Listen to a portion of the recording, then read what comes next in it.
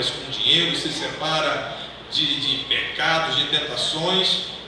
Mas o mais importante na vida cristã do que ter uma estampa, às vezes, de santidade, ou de querer apenas ter uma vida muito separada, o mais importante é aprender que o principal do Evangelho é o amor. Mais do que qualquer outra coisa, o que Jesus veio ensinar, Ele veio ensinar o amor. Todos nós que estamos aqui esta noite, nós vivemos no meio social. É impossível você viver dentro da sua casa isolado o tempo todo. Não, a partir de hoje, como diz o baiano, eu vou ficar enfunado dentro de um quarto, não vou falar com ninguém, e agora a minha vida vai ser só essa. Eu não vou me relacionar, eu não vou conversar, a minha vida eu vou me isolar totalmente. Isso é impossível. Você tem que trabalhar, você vai à escola, você vai à faculdade, você tem os seus vizinhos de porta, você tem uma vida social. E nesta vida social, irmãos, você tem que se comunicar, você tem que falar, você tem que colocar os seus pontos de vista, você tem que manifestar as suas escolhas, as suas vontades. E é impossível você viver a vida toda sem discutir com alguém, sem brigar com alguém, sem ter uma briguinha, sem ter uma queixa, sem discordar sobre algo. É impossível nós, enquanto seres humanos sociais, não termos problemas de relacionamento, não temos alguma discussão. Eu não gostei do que o irmão falou, eu acho que a minha opinião é que deveria valer. Eu não concordo com aquilo que foi feito, porque eu aprendi diferente. Eu acho que deveria ser assim. Essas coisas são normais do nosso viver diário. Nós sempre vamos ter que nos relacionar com as pessoas, e por causa disso, fatalmente, nós vamos ter algumas discordâncias, algumas dificuldades no relacionamento.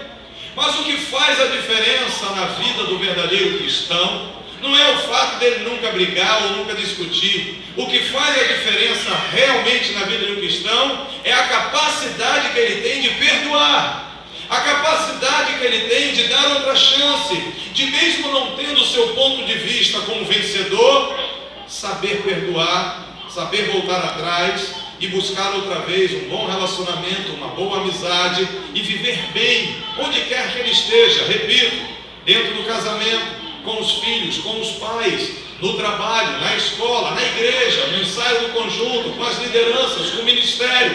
É impossível, vou repetir e enfatizar, você viver no meio social e não ter discordâncias. Entretanto, se você realmente é um seguidor de Jesus, a sua marca registrada tem que ser o perdão. Existem algumas coisas sobre falta de perdão que está destruindo a vida de muita gente.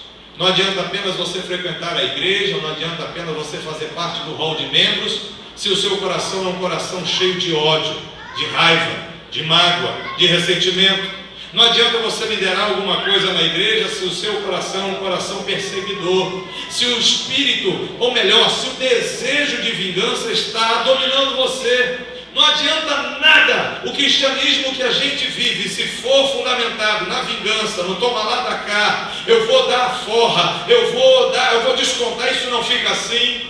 Então esse cristianismo é falso, irmãos. Então esse cristianismo é conversa fiada. A marca registrada de Jesus é o amor e o perdão, e é isso que ele requer daqueles que decidiram segui-lo.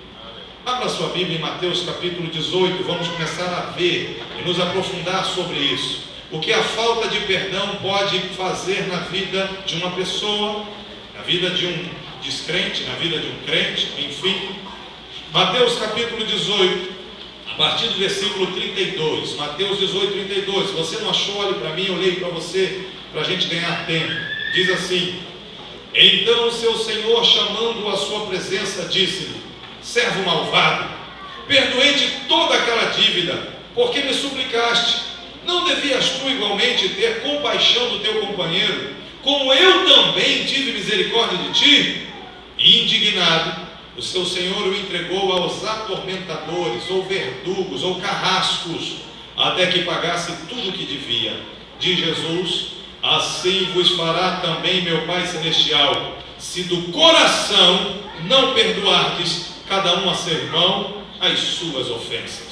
Jesus conta essa historinha, essa parábola em Mateus 18, dizendo que um rei, um homem devia muito dinheiro ao rei, era milhares de dólares, de reais seria hoje em dia, e o rei manda chamar esse homem para prestar conta. Você me deve uma quantia muito grande, você tem que pagar. E o homem começa a suplicar, começa a gritar, começa a pedir: ah, Senhor, seja generoso para comigo, tudo te pagarei, eu não tenho como pagar, me ajuda. E o rei, com misericórdia daquele homem, disse: ó, você não paga nada, vai embora. O homem foi perdoado de uma dívida enorme. Mal está saindo do palácio do rei, ele encontra outro camarada do nível social dele, e aquele camarada devia dinheiro a ele. Ele chama o camarada: vem cá, rapaz, você está me devendo. E do jeitinho que ele falou com o rei, esse camarada falou para ele: rapaz, seja generoso comigo, tudo te pagarei, eu não tenho como te pagar, me ajuda. E ao invés dele perdoar, ele tinha acabado de ser perdoado de uma dívida vultuosa. Aí diz aqui que ele pega esse homem, dá uma gravata nesse homem, pega e diz que vai mandar prendê-lo, e decide não perdoar uma dívida pequenininha que aquele camarada devia. Alguém vê a situação e corre para contar ao rei: olha, rei, aquele homem que acabou de sair daqui da sua presença está lá embaixo agora enforcando o outro, porque está devendo uma pequena dívida, uma pequena quantia a ele. E aí o rei fica furioso, traz esse camarada aqui de novo e fala o que nós acabamos de ler aqui. O rei fica chateado: rapaz, eu te perdoei uma dívida enorme, por que é que você não pode perdoar o seu companheiro? E aí ele foi jogado aos atormentadores, foi levar surra de paulada, de chicotada na mão dos carrascos, depois foi para a cadeia. E aí Jesus finaliza dizendo: se do coração você não perdoar o seu irmão, assim também o meu Pai fará com você.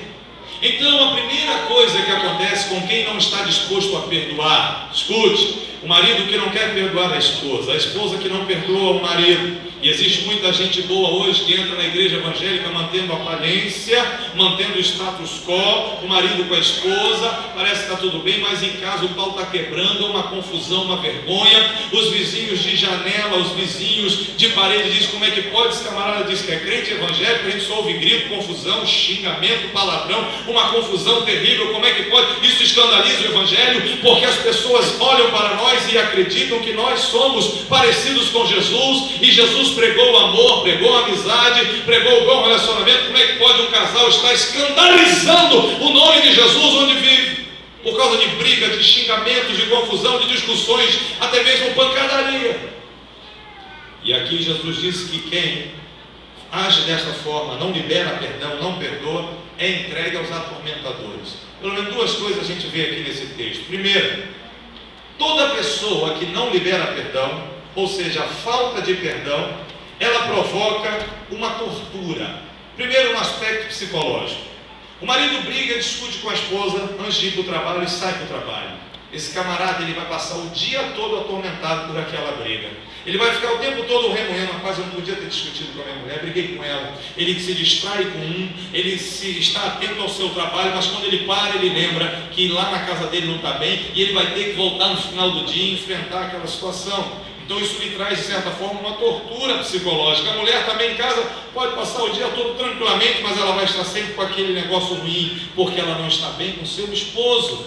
É uma tortura psicológica. A pessoa que não vive bem com outra, a pessoa vem andando por uma calçada, aí vê aquele desafeto vindo na mesma calçada, uma tortura. Ele tem que se desviar, tem que fechar, tem que tentar não ser visto. Está dentro do Ilha Plaza e rapaz, lá vem aquela pessoa, e tem que tentar sair para dentro de uma loja. Isso é uma tortura, isso é um inferno. Como é que um crente consegue viver numa circunstância assim? Mas tem gente que vive assim e está realmente sendo torturado no seu psicológico. Mas pior do que a tortura psicológica, que é provocada pela falta de liberar perdão, é a tortura espiritual.